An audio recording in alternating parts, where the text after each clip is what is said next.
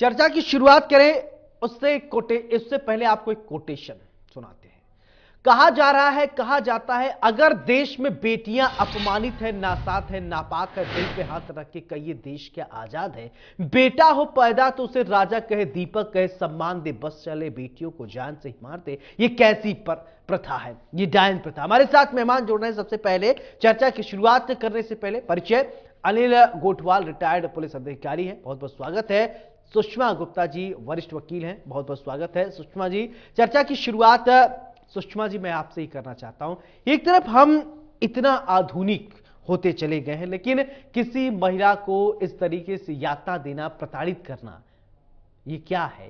राजस्थान में आज भी इस तरह की घटनाएं जो डायन वाली आ रही हैं, पहले कानून के दृष्टिकोण से भी आप बताइएगा, और एक महिला के साथ ये जो हुआ, क्या कहेंगे आप?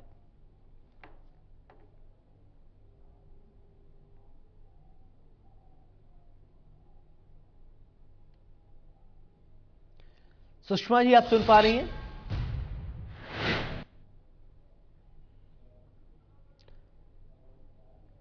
सुषमा जी आप अपने आप को प्लीज अनम्यूट कीजिए, फिर बोलिए।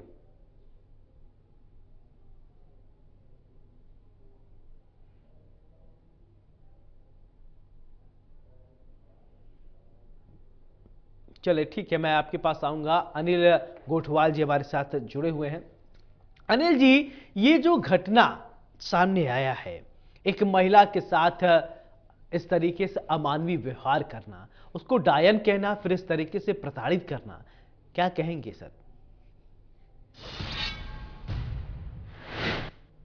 देखिए, राजस्थान के अंदर आज भी कुछ क्षेत्र ऐसे हैं जहां पर कि पुराने रीति रिवाज, उनके जो भी कस्टम्स हैं, रूढ़िवादिता है, ये अशिक्षा के कारण जो पिछड़ा इलाका रूरल बेल्ट का, उसमें ये कहीं कहीं दिखाई देता है कुछ कुछ समय अंतराल के पश्चात। और ये बहुत ही शर्मसार करने वाली घटना है। आज इस आप अभी बता रहे थे 21वीं सदी में जहाँ चांद पे पहुंच रही है और हमारी महिलाएं आज देश की राष्ट्रपति है, और उस समय ऐसा होता है तो एक समाज के ऊपर भी और सभी इस शिक्षित समाज के अंदर कहीं ना कहीं एक शर्मसार करने वाली घटना है। रहा सवाल इसका कि आज भी हमारे यहाँ पर राजस्थान के कुछ क्षेत्र के अंदर जो आदिवासी अंचल से आते हैं, वहाँ शिक्षा का अभाव है और रूढ़िवादी वहाँ आज भी घर कर रखा है, जिसका ये एक उदाहरण आपके सामने आया है। ये देखिए कि एक बच्चा बीमार होता है और उसी के बच्चे हैं दोनों, इसके भी दो बच्चियां हैं और पहले वाली बीबी के एक बच्चा है, वो बीमार होता है तो वो पुरानी सौतन और उसके सास मिलके और इस तरह की घटना का अंजाम, इसके बाय द वे ये तो इनका जो पिता है उनसे मिलने के लिए पहुंच जाता है, तो ये घटना उजागर शायद है कि अगर मान लो पिता समय पर नहीं पहुंचता तो इसके साथ इससे भी विभत्स कांड होता और इसकी जान के ऊपर भी आ सकती थी और एक हत्या का तक मामला पहुंच सकता था। मेरा ऐसा मानना है कि हमें अब इस समाज के अंदर जहां तक हमारे पुलिस का मामला है, हम इसका केस रजिस्टर कर दिया है, उसको अरेस्ट कर लेंगे। अरेस्ट करने के बाद में नहीं ठीक है अनिल जी, आप से मैं ये भी जानना चाहता हूँ। देखिए, जब प्रथम दृष्टया अनिल जी प्रथम दृष्टया जब शिकायत कराने गए तो पहले पुलिस वाले ने मामला दर्ज नहीं किया था, पुलिस वाले ने चलता कर दिया कि नहीं जाओ, भाग जाओ यहां से। लेकिन जब बड़े अधिकारी इंटरफेयर करते, फिर इसके बाद जाकर मामला दर्ज होता है। अनिल जी, जब इस तरीके से जब छोटी छोटी बातें जब बहुत विभत्स हो जाती है, पुलिस ने पहले कार्रवाई क्यों नहीं? क्या पुलिस के पास तरीके जब मामला आता है तो पुलिस इस पे कोई सिरदर्दी नहीं लेना चाहती क्या? नहीं, ये देखिए कि ये मामला आना चाहिए, पुलिस को तो प्रथम दृष्टया जो ही मालूम पड़ता है तो रिपोर्ट दर्ज करनी चाहिए थी। अगर ऐसा किसी कृत्य पुलिस अधिकारी का है तो उसके खिलाफ आवश्यक कार्रवाई या जो भी विभागीय कार्रवाई है वो करके उसके खिलाफ एक्शन लिया जाना चाहिए।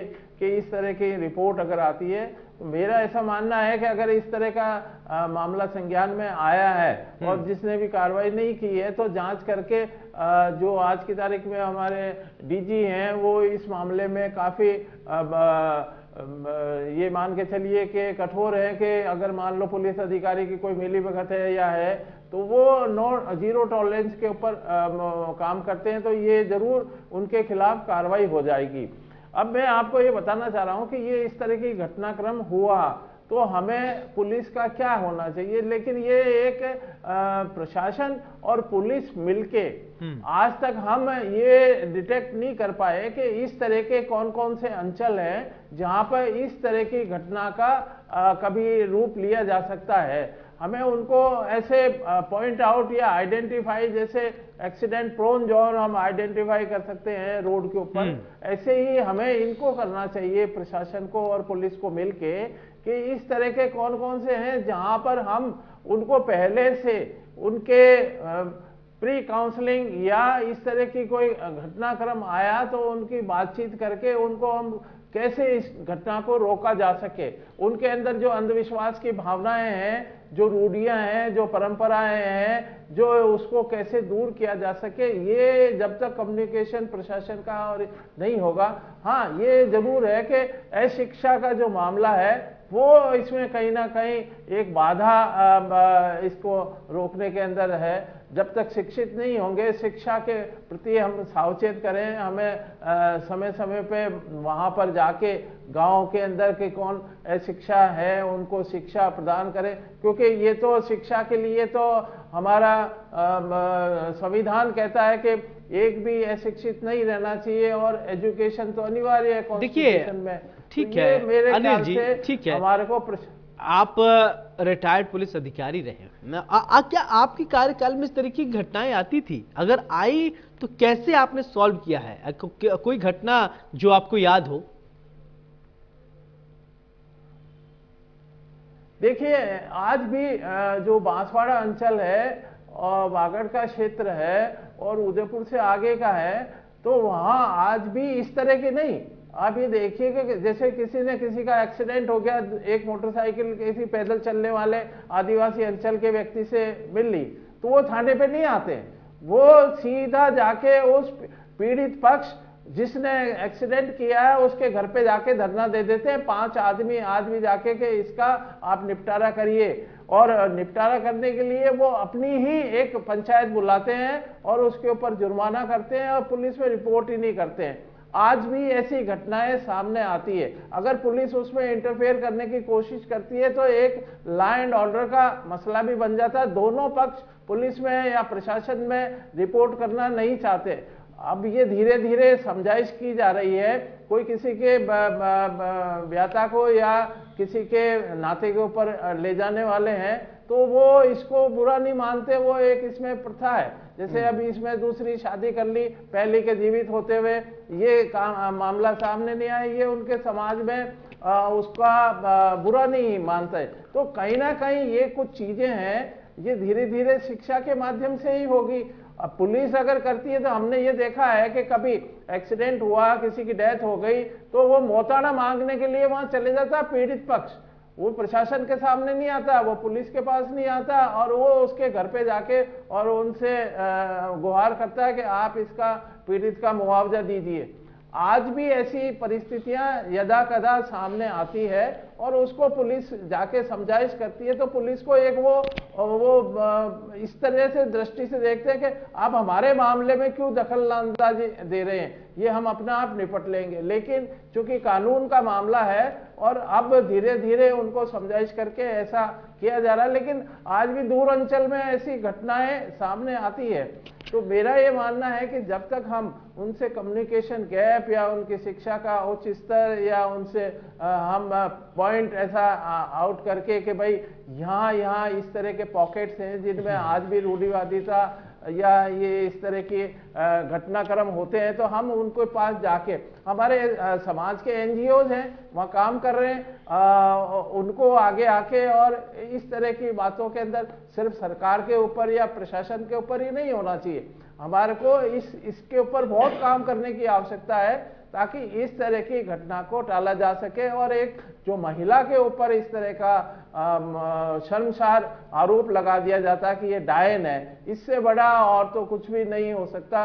जबकि एक कोई बच्चा बीमार हो जाता है और उसके ऊपर डायन का चार्ज लगा के आप उसके साथ मारपीट अमानवीय घटनाक्रम को कारित करते हैं, तो ये इस समाज के लिए शोभा देने वाला नहीं है। हाँ, ये है कि हमें कुछ इस तरह का आइडेंटिफाई करके और उनको रोकने की आवश्यकता है। बिल्कुल सही बात आप कह रहे हैं, लेकिन अनिल जी मेरा सवाल उन पुलिस वालों पर भी खड़े होते हैं, क्योंकि अगर वो तुरंत मामला दर्ज करते, संज्ञान में लेते, अवेयर करते लोगों को, नहीं तो शायद एक संदेश जाता कि नहीं ऐसा नहीं है। लेकिन जब पुलिस वाले खुद ही भगा दे रहे हैं, जब वो कुछ कार्रवाई कर ही नहीं रहे, बड़े अधिकारियों के हस्तक्षेप के बाद जाके स्थानीय पुलिस जग रही है, तो कैसे समाज को अवेयर किया जाए? क्या पुलिस प्रशासन की ये जिम्मेदारी नहीं कि ठीक है समाज में लोगों को समझाएं नहीं ये गलत हो रहा है, ये कानून के खिलाफ है? वो जब आएंगे नहीं, जब बड़े अधिकारी इंटरफेयर करेंगे फिर जाके आएंगे, तो कैसे आप कह रहे हैं कि अवेयरनेस फैलाएं? कौन अवेयरनेस फैलाएगा? नहीं, देखिए कि हाँ, मैं ये मान के चल रहा हूँ कि 2007 में एक राजस्थान पुलिस एक्ट बनाया गया था। पुराना जो RPR Rajasthan police service rules और रूल्स बना हुआ था, उसको चेंज करके पूरे एक्ट के अंदर इसको तब्दील किया गया है। 2008 से वो लागू है।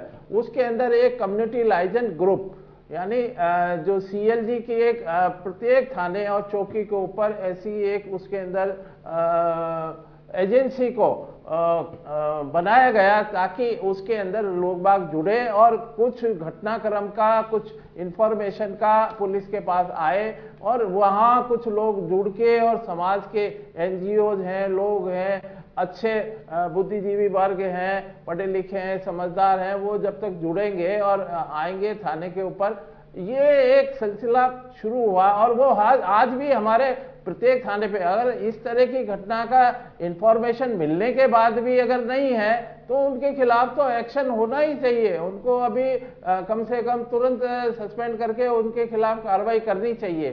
लेकिन गाए बगाए जब ये इस तरह की बात सामने आती है, आपने पूछा कि ये है, तो एक ये मैं मान के चलता हूं कि कहीं ना कहीं अशिक्षा इसके अंदर एक बहुत बड़ा अवरोध है। हाँ, हम जाके मालूम करते हैं, पूछते हैं, सिर्फ एक पुलिस ही एक इसका वो है कि भाई पुलिस, लेकिन इसके अंदर प्रशासन है, एनजीओ है, वहाँ के शिक्षण संस्थान है, वहाँ की और जो दूसरी राज्य सरकार की, वहाँ पटवारी है, वहाँ तहसीलदार है, वहाँ गिरदावर है, इस तरह की एक माहौल प्रशासन का बने और उसको रोकने के लिए ऐसे हम कार्य करें, तभी इन घटनाओं को पूर्ण रूप से रोके जाने की एक हमारी एक अच्छी पहल हो सकती है। लेकिन उसके बिना आज भी जहां चले ठीक है, सुषमा गुप्ता जी हमारे साथ वरिष्ठ वकील हैं और सुमन सिंह जी भी सामाजिक कार्यकर्ता हैं, जुड़ गई हैं। बहुत बहुत स्वागत है सुमन जी। सुमन जी, मैं आपसे ये समझना चाहता हूं कि एक महिला जिसे डायन कहा गया, उसे नग्न अवस्था में करके पीटा गया, आखिरकार ये समाज में चल क्या रहा है? राजस्थान आज 75 साल हो गया हमारे देश को आजाद हुई, एक जगह एक तबका ऐसा भी जो इस तरीके की मानसिकता रखता है। क्या सामाजिक सुधार हुआ है राजस्थान में? ये मैं आपको बता देना चाहती हूँ कि इतना सामाजिक सुधार तो नहीं कह सकते, जनता में आज भी जागरूकता की बहुत कमी है। मैं अभी महिला सलाह सुधार केंद्र चला रही हूँ रींगस थाने में। तो अभी क्या है, एक्चुअली मैं महिलाओं के लिए एक हर थाने में एक सुविधा भी करी है जिसमें महिला सलाहकार केंद्र का नाम दिया गया है। बट लोगों को उनके अवेयरनेस का पता नहीं है, वहां तक लोग पहुंच नहीं पाते, किसी को कुछ जानकारी भी नहीं है। तो जितनी भी योजनाएं हैं या फिर जितने भी मतलब कानून से रिलेटेड जितनी भी जानकारी है वो प्रॉपर है नहीं अभी तक। जितना अपन कह रहे हैं कि भाई इतनी सुविधाएं हैं, इतना है, जन जागरूकता इतनी है नहीं सर, है ना, प्रॉपर है ना, लोगों को बिल्कुल भी पता नहीं है। जो रूढ़िवादिता चलती आ रही है प्रॉपर वही चल रही है अभी तक। गाँव में जितना अपन दिखा रहे हैं ना उतना है नहीं कुछ भी। जहाँ भी जिस भी डिपार्टमेंट का काम होना वो उतना है नहीं क्लियर वहाँ पे। सुमन जी, क्या आप ये मानती हैं, आप सामाजिक कार्यकर्ता हैं इसलिए ये जरूरी हो जाता है आपसे पूछना, आप समाज के बीच में जाते हैं, क्या आज भी रूढ़िवादी मानसिकता के वाले लोग जो है वो डर और दहशत फैलाते हैं बिल्कुल। कि ये मत करो, बिल्कुल, अमुक बिल्कुल। काम करोगे तो देवी नाराज हो जाएंगे, देवता नाराज हो जाएंगे, या जो भ्रांतियां, अंधविश्वास है, लोगों को सिर इतना चढ़कर बोलता है कि अन्य लोगों का शोषण होने लगता है। सर बिल्कुल, हाँ, आज भी ये चीजें आज भी हैं। आज भी आप कहीं जाते हो, मैं जैसे रूरल एरिया में काम करती हूँ, रूरल एरिया में आज भी ये चीजें हैं, जैसे झाड़ फूक होना, बताना, किसी में माता आना, ये चीजें आज भी हैं। पढ़े लिखे लोग भी इसको फॉलो करते हैं, ऐसा नहीं कि वो नहीं करते। रूढ़िवादिता गाँव में बहुत ज्यादा है, तो उस चीज को बिल्कुल सरकार को बैन करना चाहिए, और उनमें ये जो एक जागरूकता की कमी है वो भी होनी चाहिए। वो प्रॉपर है नहीं इस चीज के लिए। कई जगह मतलब कई जगह ऐसी हैं जहाँ पे ये चीजें अभी चल रही हैं, बकायदा टोकन सिस्टम से चल रही है कि ये बाबा जी हैं, ये ऐसे हैं, ये ऐसे हैं। बहुत सारी जगह पे मैंने खुद ने देखा है इन चीजों को। सुषमा जी, इतना कड़ा कानून होने के बावजूद भी महिलाओं के साथ इस तरीके का अत्याचार होना, उन्हें डायन डायन कहना, तो ये तो शायद समझ के परे लग रहा है। इस पूरे घटनाक्रम को आप कैसे देखती हैं? देखिए, बहुत बड़ी त्रासदी है ये कि आज आज़ादी के इतने वर्ष बाद भी हमारे समाज में इस तरह की कुरीतियां विद्यमान हैं, और ये गांव-गांव, गली मोहल्ले, ढाणी ढाणी, कहीं ना कहीं एक आध घर हर जगह मिल जाएगा। शहर भी इससे अछूते नहीं है, क्योंकि हमारा जो सामाजिक ताना बाना जो ढांचा है ना, उसमें धार्मिक आस्था के नाम पर इस तरह की कुरीतियों को जो है इस तरह से स्थापित किया जाता है कि हमें लगता है कि देवी देवता आके अभी चमत्कार कर देंगे। और इसमें सबसे ज्यादा जो प्रताड़ित होती है वो महिला होती है। वो डायन के रूप में, चुड़ैल के रूप में, उल्टा के रूप में, किसी न किसी तरीके से आज भी विधवा महिला किसी शुभ काम में आगे आ जाए तो क्या इसको समझ नहीं थी क्या? इससे पता नहीं था क्या? इस तरह के लालचन वो बेचारी खुद ही बची रहती है, दूर रहती है इस तरह से। और मैंने पढ़ी लिखी महिलाओं को भी देखा है कि वो इस तरह की महिलाओं को पसंद नहीं करती कि उनके पलंग पे कैसे बैठ गई। मैं अधिवक्ता हूँ और फैमिली कोर्ट में मुझे राजस्थान हाई कोर्ट ने काउंसलर अपॉइंट किया हुआ है। कि फैमिली के डिस्प्यूट्स आते हैं, उनमें भी इस तरह के जादू टोने और इस तरह की बातें आती हैं, और दोनों पक्ष एक दूसरे के ऊपर इस तरह के आरोप प्रत्यारोप लगाते हैं। ये बहुत दुखद है कि हम विज्ञान के इस युग में अभी भी इन बातों को इस तरह कैसे जो है लेके चल रहे हैं अपने साथ, के जैसे जीवन का अभिन्न अंग है। और यही कारण है कि समाज के अंदर महिला के साथ आज भी जो अत्याचार हो रहे हैं उनसे उनको निजात नहीं मिल पाई है। सुषमा जी, कानून की अगर बात करें तो आप तो कानून की जानकार हैं, और जैसा कि आप बता रही हैं फैमिली कोर्ट आप देखती हैं, तो इस तरीके जो घटनाएं आती हैं तो क्या न्याय हो पा रहा है, या सिर्फ वही कोर्ट कचहरी के चक्कर में लंबा प्रोसेस इतना ज्यादा चलता है कि लोग थक हार के बैठ जाते हैं?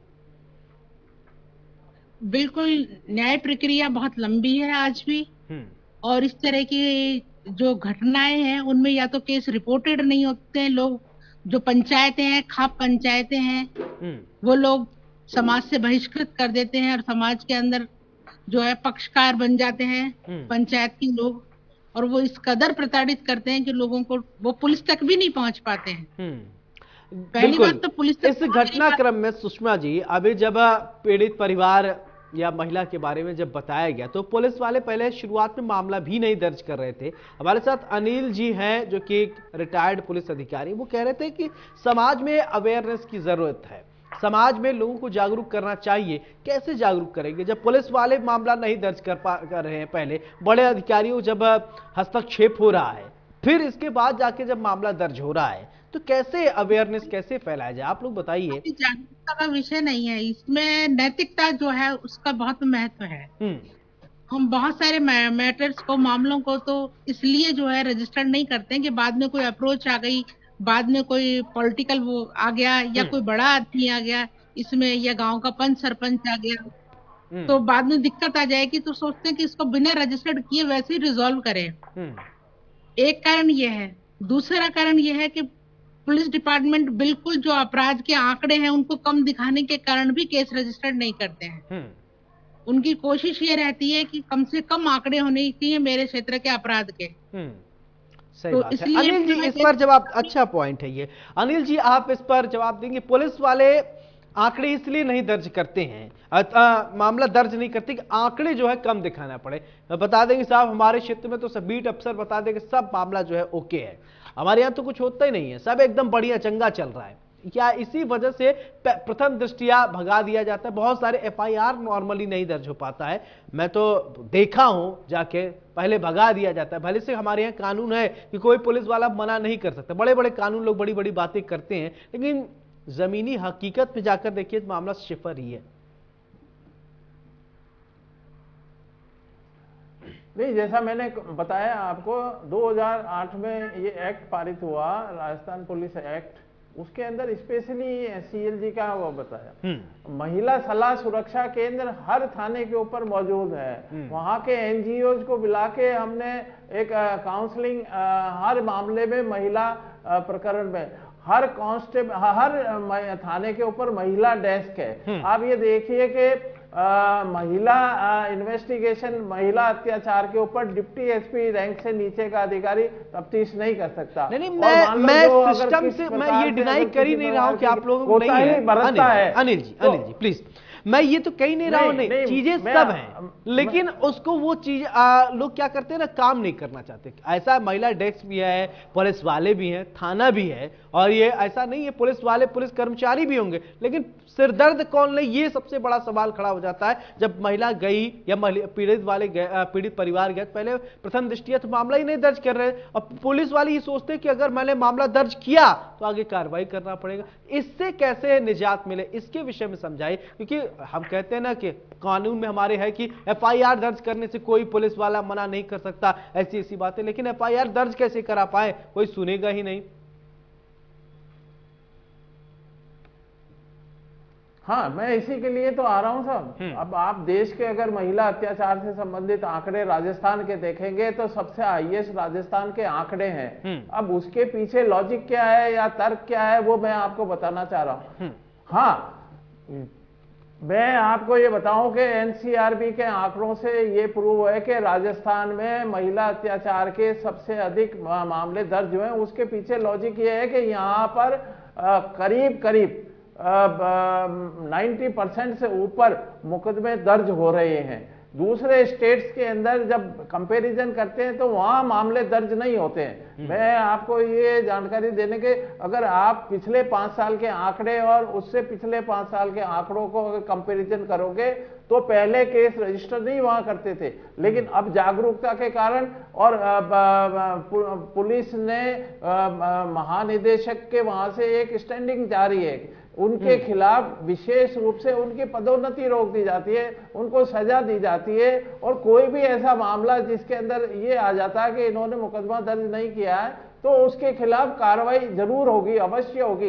ये मेरा एक ये मानना है। अब रहा सवाल इसका कि महिलाओं को जागरूक करने के लिए जब हमारे संगठन है, महिला संगठन है, थाने के ऊपर महिला डेस्क है, आपके व्हाट्सएप ग्रुप है, हर स्कूल्स के अंदर हमने कम्युनिटी लाइजन ग्रुप के लिए वहाँ जो भी टीचर्स हैं, हेडमास्टर हैं, प्रिंसिपल हैं, उनका समय समय के ऊपर जाके काउंसलिंग कराना। चले ठीक है, सारा सब ठीक कुछ है ट्रैफिक पुलिस के अंदर। सुमन जी, मेरा सवाल आपसे, तो ये जागरूकता के लिए ही है, मैं ये नहीं कह रहा हूँ।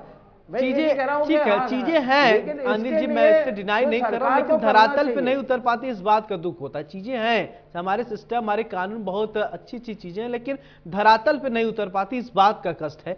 चलिए सुमन जी, आप तो सामाजिक कार्यकर्ता, आप महिलाओं के बीच में जाती है और लंबे वक्त अरसे से मुझे लगता है कि आप जुड़े हैं, क्या क्या दिक्कतें आती हैं महिलाओं के सामने, और इस तरीके की जो कुप्रथा है उससे, जैसा कि अभी सुषमा जी भी बता रही थी कि शादी समारोह में विधवा महिलाओं को नहीं जाने दिया, आपसे महिलाएं बातचीत करती होंगी, बताती होंगी, जो भी आपको कहती होंगी, दीदी बहन जो भी कहती होंगी, वो बताती होंगी कि ऐसी दिक्कत है। सर, महिलाओं में एक तो काउंसलिंग की बहुत बड़ी दिक्कत आती है, वो अपनी भावनाएं किसी के सामने प्रकट नहीं कर पाती, जब तक वो समझाइश में जा नहीं पाती, किसी को कह नहीं पाती, वहां तक पहुंच नहीं पाती, प्रॉपर है ना, जितना भी है मतलब वो कर नहीं पाती। मैं ये जाके कैसे बताऊंगी, समाज क्या बोलेगा, समाज का इतना डर रहता है कि वो क्या कहेगा, ये क्या कहेगा, तो महिला प्रॉपर अपने घर से बाहर नहीं निकल पाती। कुछ महिलाएं तो ऐसी भी होती है कि काम पे भी नहीं जा पाती, उनको ये लगता है कि जो भी काम है ना आप घर पे दे दो, हम बाहर नहीं जाएंगे। महिलाएं निकल ही नहीं पाती प्रॉपर, उतनी रूढ़िवादिता में है कि बाहर निकल ही नहीं पाती। जैसे हम लोग सैटरडे को जब मीटिंग करते हैं तो उनको हम बुलाते हैं तो उसमें नहीं आ पाती, वो भी एक फिक्स टाइम बताती है कि हम 11 बजे आएंगे, 12 बजे आएंगे, निकल नहीं पाती। महिला जैसे बोल रहे हैं कि भाई महिला बहुत आगे बढ़ गई, बट अभी तक है नहीं, इतनी बढ़त है नहीं अभी तक कि भाई सारी बढ़ गई और सारी आ गई।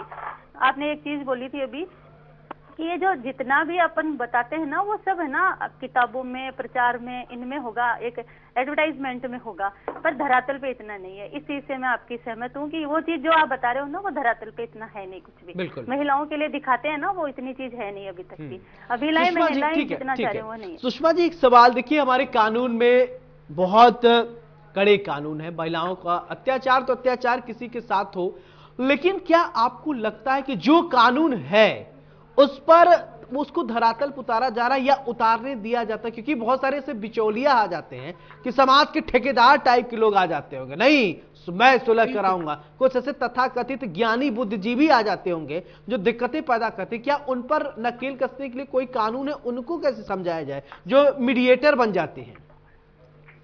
ये आपने बहुत अच्छा सवाल किया है, और लिटिगेशन में रिलीफ नहीं मिलने का भी एक कारण है, यही कारण है क्योंकि अशिक्षा जो है या सामाजिक खौफ जो है वो महिलाओं को अंदर इतना ज्यादा होता है कि वो अपनी सही बात को कह नहीं पाती हैं, और कई बार तो सही जगह पहुंच नहीं पाती हैं।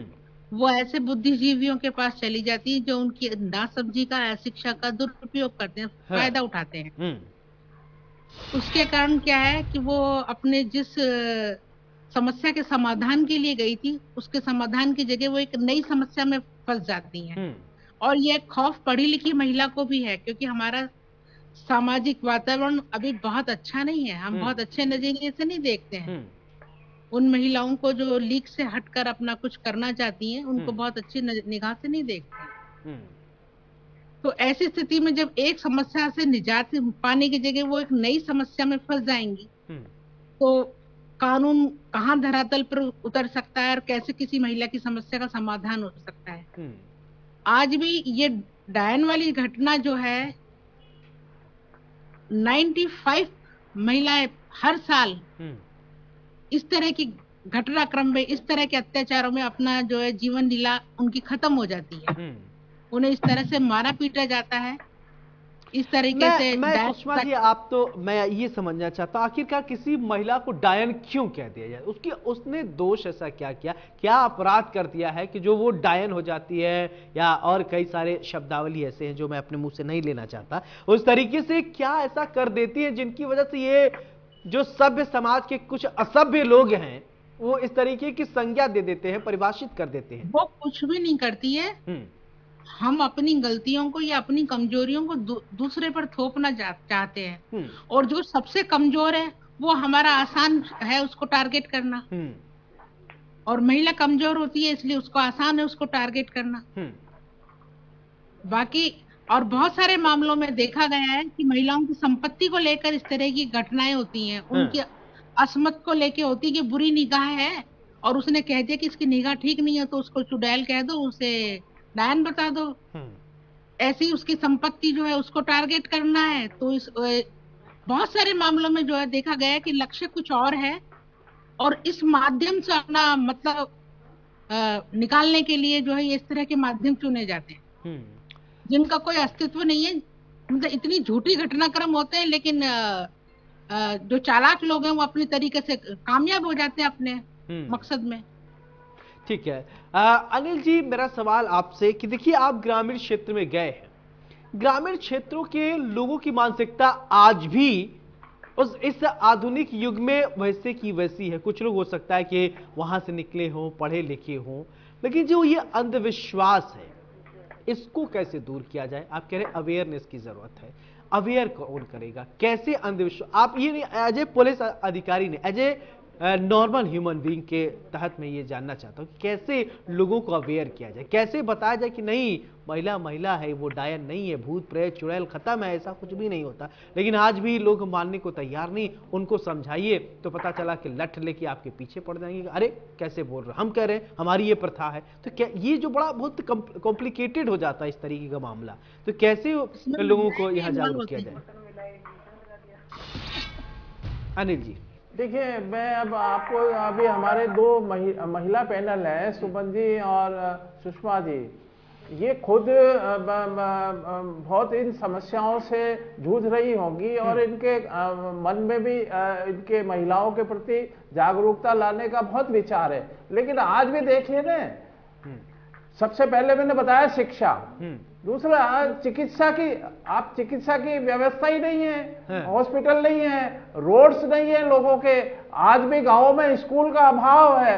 और इसको एक सामाजिक जो ये कुरीतियां हैं, इसको धर्म से जोड़ दिया गया है। जब धर्म से जोड़ दिया गया तो कोई भी कार्य अगर धर्म से जोड़ दिया जाता है तो वो एक तरह से अपने आप रेगुलर हो जाता है कि नहीं ये बात तो सही होगी। जहां पर इस तरह की भावना है, मैं आपको बार बार फिर आपको ये कह रहा हूं कि इस वैज्ञानिक युग के अंदर एक जिले का कलेक्टर है, वहां एसपी है, वहां एक बॉडी है, क्यों नहीं इस तरह के आइडेंटिफाई करते हैं कि ये स्थान महिलाओं के अत्याचार से संबंधित हो सकते हैं, वहां की एक स्टडी कराएं, वहां लोगों को भेजें। वो नहीं आ पाएंगी महिलाएं, आप थानों पे चाहे कितनी डेस्क खोल दें या हम लाके बैठ दें, हमारे को उनको प्रिवेंशन के लिए जाना पड़ेगा, वहां आइडेंटिफाई कराना पड़ेगा, घर से महिला निकली नहीं पा रही पड़ेगी और ऐसा काउंसलिंग करके बिल्कुल अनिल जी, घर से महिला निकल नहीं तो पाएगी, हमें ही वहां उनके पास जाना पड़ेगा। ये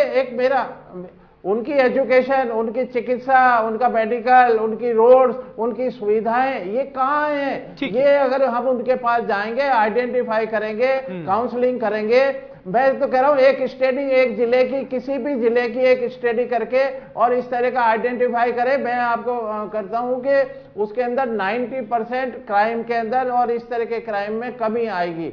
100% तो नहीं कह सकता, लेकिन हाँ, तब तक हम ये नहीं कर रहे थे। लोग रिसर्च कर रहे हैं, उनको लगाइए किसी पढ़े लिखे बच्चों को कि भाई आप इन गांवों में जाइए और रिसर्च करके आइए। जो यूनिवर्सिटी में बैठे बैठे किताबें यहाँ लिखते हैं, उनको फील्ड में उतारिए, उनको जाइए, भेजिए कि महिलाओं के ऊपर ये अत्याचार हो रहे हैं, आप जाइए गाँव में। बिल्कुल, क्यों नहीं कर सकते? ये सब हो सकता है, लेकिन इच्छा, विल पावर नहीं है। ठीक है जी। सुमन जी, मैं जैसा कि देखा हूं कई जगह, हो सकता है कि मैं गलत हूं हो या मैं सही हूं, तो आप बताइएगा, आप तो समाज में जाती हैं।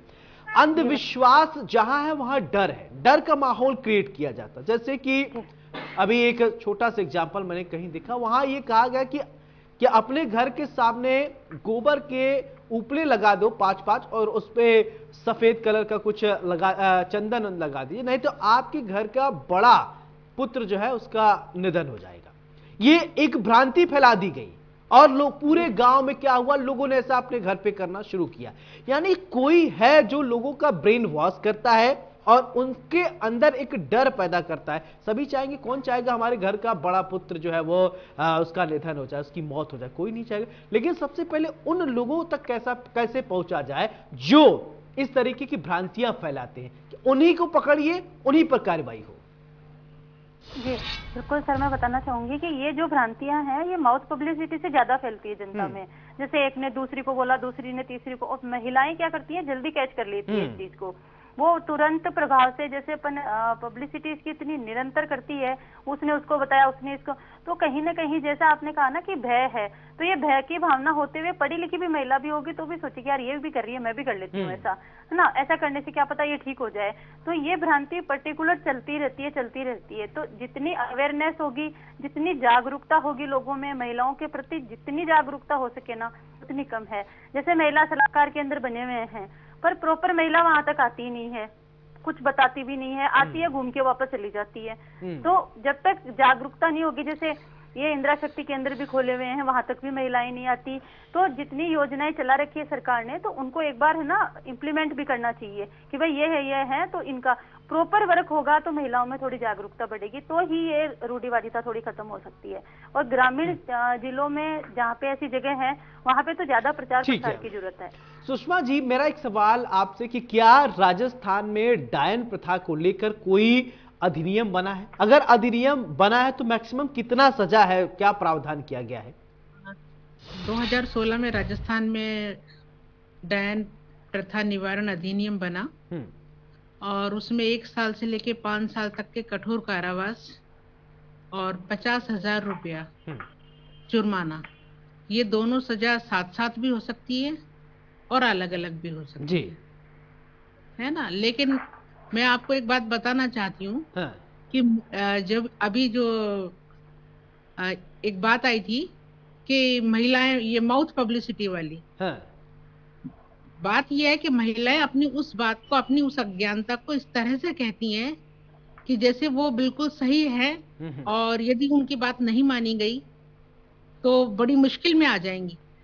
और उसका कारण क्या है कि ये बात उनके घर में भी शुरू होती है, मोहल्ले में भी शुरू होती है और उसको बाजार में भी इस तरह से फैलाया जाता है। उससे बाजारवाद का भी फायदा होता है कि भाई चूड़ियां पहनानी है, साड़ी देनी है और ये करना है, वो करना है, मेहंदी के छापे लगाने हैं, है ना, गोबर के उपले बना के वो स्थापित करने हैं।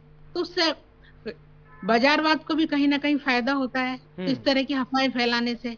क्योंकि मैंने एक बार देखा था, हमारे अलवर में ही देखा था कि यदि सुहागन महिलाएं इस साल जो है चूड़ी और सुहाग का सामान और साड़ी और ये अपनी नंदों को नहीं देंगी और गौरी को नहीं चढ़ाएंगी, ये नहीं करेंगी, तो उनके पति को खतरा है। तो मैंने पढ़ी लिखी महिलाओं को भी देखा, उन्होंने ये और कहा कि अरे कुछ नहीं बिगड़े, क्या अपना क्या जाता है, 500-1000 रुपए का खर्चा होएगा, हो जाने तो, कोई मन में तो वहम नहीं रहेगा। जो मन में मतलब ये एक मार्केट स्ट्रेटेजी है, मार्केट के जो लोग हैं तो उन चाहते हैं अपना व्यापार अंधविश्वास के थ्रू लोगों को बढ़ा दिया जाए। लेकिन वो मैं अधिनियम वाली बात जो है वो मेरी शायद अधूरी रह गई, आपने इन्फॉर्मेशन तो दिया। अच्छा, आप ये बताइए कि आपने अभी तक डायन प्रथा का जो केस लड़ा होगा, देखा हो, कितने लोग जो है आते हैं, मामला दर्ज कराते हैं और वो कहते हैं कि नहीं मैडम मुझे न्याय चाहिए, ऐसा हो रहा है? और कितने लोगों को मिला? महिलाओं की तरफ से तो मैंने केस नहीं देखे हैं ऐसे, लेकिन मैट्रिमोनियल डिस्प्यूट में महिलाओं पर इस तरह के लालछन लगाए जाते हैं, है ना, और दोनों पक्ष लगाते हैं। एक पक्ष कहते हैं मेरी सास करती है जादू टोना, दूसरा पक्ष कहता है हमारी बहू करती है। बाकी इस तरह के क्रिमिनल केसेस जो हैं वो बाबाजियों के और इनके तो आ जाते हैं, महिलाओं वाले मामलों को जो है उनको वहीं खत्म कर दिया जाता है, उनको बाहर नहीं आने दिया जाता। तो इस मामले और इस प्रकरण को लेकर आप जो बिचौलिए होते हैं उनसे इतने फायदे होते हैं, समाज के लोगों के इतने फायदे होते हैं कि उस मुद्दे को तो बाहर आने ही नहीं देते। आपको लगता है कि इस मामले में जो ये मामला आया है और इसमें डायन प्रथा का जो अधिनियम आप 2016 का बता रही है उसको लगना चाहिए? अगर वो परिवार शायद हो सकता है इंडिया न्यूज़ राजस्थान देख रहा, तो आप क्या सजेशन देंगे उनको ताकि वो मामला दर्ज करा पाए और उनको न्याय मिल पाए? देखिए, ये जो मामला है इसमें तो लड़की के फादर जो है वो खुद आए हैं, उन्होंने अपनी लड़की को जो है खोला है जो खाट से बंधी हुई थी, है ना, और वो पुलिस के पास गए, तो उस लड़की का मेडिकल हो जाएगा और जो अड़ोसी पड़ोसी है वो सब मूक दर्शक बने रहे, कोई एविडेंस तो होगी नहीं। इसलिए सिवाय इसके कि मेडिकल हो और मेडिकल के बाद में उसकी लड़की, उस बच्ची का जो भी महिला है वो, उसकी जो शारीरिक स्थिति है और वो है, उसके आधार पर जो है आईपीसी के सेक्शन तो लगेंगे, साथ में इसको भी कवर करें। क्योंकि मामला बिल्कुल साफ स्पष्ट नजर आ रहा है कि वो जो है महिला, वो उसको जो है नाते में लेके आए हैं, उसकी पहली पत्नी है ना, और उसका बच्चा बीमार हो गया है, इसलिए उसके साथ में ये सब कुछ किया गया है और उसकी दोनों लड़कियों को भी उससे छीन लिया गया है। तो इस मामले में तो जो है घटनाक्रम हुआ है, किस हद तक हुआ है ये तो मैं मौके पे पता चल सकता है या उसके मेडिकल से पता चल पाएगा, लेकिन घटना हुई है ये बात निश्चित है। बिल्कुल ठीक है। अनिल जी, अब इस पर थोड़ा आप पुलिसिया कार्रवाई जो है उसके विषय में समझाएं कि पुलिस क्या अब काम करेगी अगर पुलिस के मामला पहुंच गया, रेज्ड हो गया, क्वेश्चन रेज्ड हो गया, क्या पुलिस की तरफ से क्या किया जाएगा? देखो, पुलिस अपने आप में कुछ कानून के अंदर अकेली कुछ नहीं है, एक क्रिमिनल जस्टिस सिस्टम है जिसके अंदर की एफआईआर दर्ज होती है, इन्वेस्टिगेटिंग ऑफिसर होता है, कोर्ट का अधिकारी होता है, कोर्ट के अंदर जाता है मैटर, न्यायालय होता है, वहाँ एडीपी एपीपी उसका पैरवी करते हैं और उसके बाद में एक सजा का लंबा सिलसिला, गवाह होती है, सबूत होते हैं, क्योंकि ये एक सोशल क्राइम है। अब आप ये देखिए कि ये महिला है, अपने पति के खिलाफ रिपोर्ट दे रही है, उसके फादर ने रिपोर्ट दे दी। क्या ये पुलिस का काम सिर्फ ये है कि महिला का मेडिकल कराया, बयान लिए और कोर्ट में पेश किया और उसके 164 में बयान करा दिए, कोर्ट तक पहुंचा दिया केस को। अब आगे की जो सिचुएशन है उसके अंदर वो जो हमारी पैरोकार सिस्टम है, न्यायालय का सिस्टम है, गवाह आएंगे नहीं आएंगे, क्या होगा, एक लंबा सिलसिला चलेगा। तो इस क्रिमिनल जस्टिस सिस्टम को सुधारने की आवश्यकता है ताकि ऐसे मामलों में प्रायोरिटी से उसकी गवाह हो, जल्दी से जल्दी हो, तब तो इन मामलों में कोई सजा हो सकती है। अगर यही कोई 4-5 फिर उसके बाद उसकी 2 बच्चियां हैं और महिला है, वो कहेगी कि अब मेरा क्या होगा। ये व्यवस्था इसको गवर्नमेंट के लेवल के ऊपर क्या हम उसके लिए कर सकते हैं, वो इस पीरियड के अंदर, इस अवधि के अंदर उसको क्या हेल्प हो सकती है, तब ये जाके मामले सजा तक पहुंच पाएंगे। मेरा ऐसा मानना है, क्योंकि सोशल जस्टिस एक सिस्टम है, बनाया हुआ है, उसके अंदर उस महिला को, पीड़ित महिला को सरकार कब तक उसको सहायता मिल पाएगी, उसी आधार के ऊपर तय होगा कि समाज के अंदर इसको कितनी न्यायालय के द्वारा न्याय प्राप्त हो सके। वो तो ये कल कह देगी कि भाई मैं अब कहाँ जाऊं, किसके पास रोटी खाऊं, और वो राजीनामे को मजबूर हो जाएगी। 5 आदमी आएंगे समाज के और वो उसके ऊपर दबाव डालेंगे और ये इस तरह के उसको करने को मजबूर करेंगे और वो फिर अकेली महिला सोचेगी कि मेरे को क्या करना चाहिए, कौन सा रास्ता अपनाना चाहिए। तो जो न्याय की तरफ जाता है वो लंबा रास्ता है, एक लंबा वापस अगर उसको पति राजी करके ले आता है तो कोर्ट में जाके दोनों राजीनामा कर लेते हैं। ये एक जनरल मैं आपको बता रहा हूं कि इस टाइप का मामला देखा जाता है। लेकिन हाँ, क्रिमिनल जस्टिस सिस्टम में सुधार की आवश्यकता है। इसके अंदर जो बर्डन ऑफ प्रूफ है वो महिला के ऊपर नहीं होकर अपराधियों के ऊपर होना चाहिए। 2016 के अंदर ये बना है। अब आप ये देखिए कि उस पति पत्नी का तो कुछ नहीं, लेकिन वो जो 5 आदमी आएंगे जो पंचायत करेंगे, उनके खिलाफ कौन गवाह देगा समाज के अंदर कि इन्होंने ये पंचायत फैलाई और ये फैसला दिया। आप देखिए कि समाज के अंदर उनके खिलाफ गवाह देने वाले कैसे मिलेंगे। अगर एक बार दे भी देंगे पुलिस को तो क्या वो आगे जाके स्टैंड कर पाएंगे। ये सारी चीजें इससे सब जुड़ी हुई है और हमारा ये मानना है कि जब तक हम इस शिक्षा के ऊपर, इस वैज्ञानिक युग में हम आगे नहीं बढ़ेंगे, हमारे बच्चों को और सबसे बड़ा तो परिवार है। परिवार जब तक साथ देगा, महिला केस करने को तैयार रहती, लेकिन परिवार के व्यक्ति जब पीछे हट जाते हैं तो ये मामले फिर बाद में जाके उसका अंत सजा तक नहीं पहुंच के और खत्म हो जाता है। बिल्कुल, आपने शिक्षा की बात कही और सुमन सिंह ने भी कहा कि अवेयरनेस की जरूरत है। सुमन जी, मेरा सवाल आपसे, आप लोग ये मानते हैं कि समाज में एजुकेशन की जरूरत है, लेकिन वो फैलाएगा कौन, जागरूकता फैलाएगा कौन? आप लोगों का काम है, तो क्या आप लोग कोई कैंपेनिंग कर रही हैं? तो ऐसा योजना जो आप चला रही हो, महिलाओं को बीच में उनको समझा रही हो, बता रही हो वास्तव में उनका अधिकार क्या है? बहुत सा हमारे में सबसे बड़ी दिक्कत होती है कि जो ह्यूमन राइट्स है, लोग अपने अधिकार को जानते ही नहीं है कि हमारा अधिकार है। सबसे बड़ा अवेयरनेस तो यहीं से फैलाने की जरूरत है कि आपको व्यक्तिगत तौर पर आपका क्या अधिकार है, लोग ये जाने, फिर इसके बाद आगे की कार्रवाई हो। सर, जैसे योजनाओं की बात करें तो योजनाओं के तहत अभी हर डिस्ट्रिक्ट पे कलेक्टर ने और एसपी ने, दोनों ने मिलके महिला सुरक्षा केंद्र चला रखे हैं। उसमें अवेयरनेस कैंप भी करने पड़ते हैं। हर सैटरडे को महिलाओं को अवेयरनेस कैंप भी चलाए जाते हैं। इसमें काफी सारी योजनाएं होती हैं, मेडिकल से रिलेटेड, काउंसलिंग से रिलेटेड, परिवार से रिलेटेड, योजनाओं से रिलेटेड। तो वो प्रॉपर जैसे हर जगह पे ऐसा होना जैसे एक तरीके से उनको बताया जाए तो प्रॉपर इस चीज का फॉलो अप वगैरह लेना चाहिए, प्रॉपर इसको डिस्ट्रीब्यूट होना चाहिए एक तरीके से कि भाई यहाँ भी हो रहा है, यहाँ भी हो रहा है। तो वो अवेयरनेस की कमी है कहीं ना कहीं, मतलब अवेयरनेस प्रॉपर तरीके से हो नहीं पा रहा। अगर वो है ना तो प्रॉपर सब लोगों को पता रहे कि ये चीज ऐसी है, ये योजना है, इसमें ऐसा कर सकते हैं, इसमें ये होगा। महिलाएं निकलेंगी, जुड़ेंगी, किसी चीज को जानेंगी तो ही वो समझ पाएगी किसी चीज को।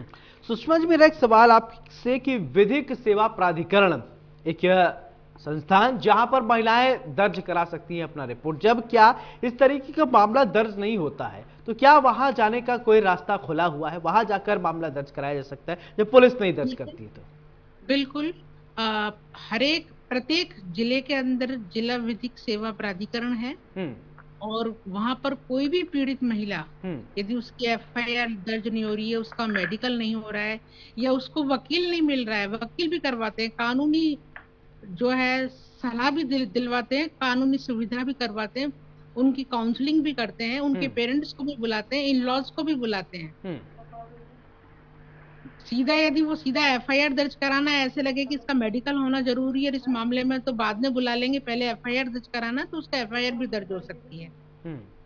अदरवाइज नोटिस जारी करके बुला के उनसे बातचीत भी की जाती है।